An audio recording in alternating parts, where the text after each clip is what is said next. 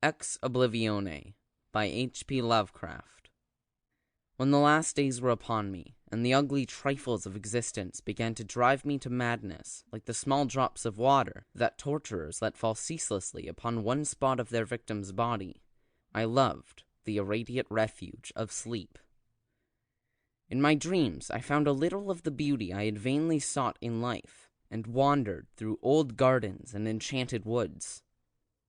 Once, when the wind was soft and scented, I heard the south calling, and sailed endlessly and languorously under strange stars. Once, when the gentle rain fell, I glided in a barge down a sunless stream under the earth, till I reached another world of purple twilight, iridescent arbors, and undying roses. And once I walked through a golden valley that led to shadowy groves and ruins, and ended in a mighty wall green with antique vines and pierced by a little gate of bronze. Many times I walked through that valley, and longer would I pause in the spectral half-light where the giant trees squirmed and twisted grotesquely, and the gray ground stretched damply from trunk to trunk, sometimes disclosing the mold-stained stones of buried temples. And always the goal of my fancies was the mighty vine-grown wall with the little gate of bronze therein.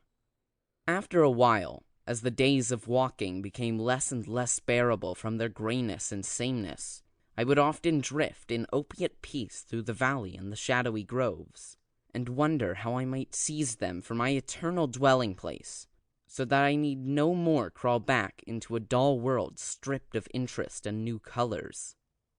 And as I looked upon that little gate in the mighty wall, I felt that beyond it lay a dream country from which, once it was entered, there would be no return.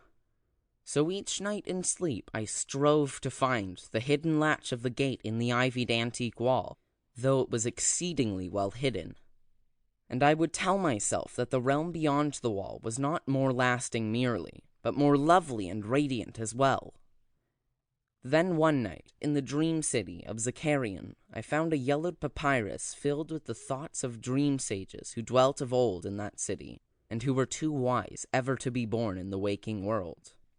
Therein were written many things concerning the world of dream, and among them was the lore of a golden valley and a sacred grove with temples, and a high wall pierced by a little bronze gate. When I saw this lore, I knew that it touched on the scenes I had haunted, and I therefore read long in the yellowed papyrus.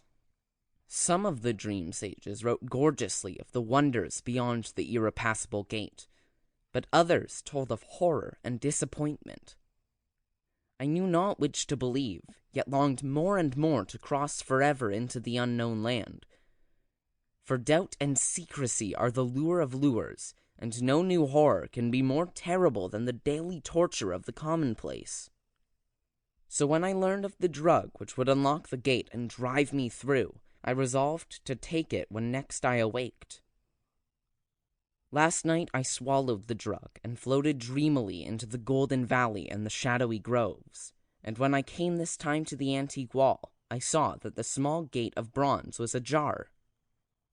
From beyond came a glow that weirdly lit the giant twisted trees and the tops of the buried temples, and I drifted on songfully, expectant of the glories of the land from whence I should never return.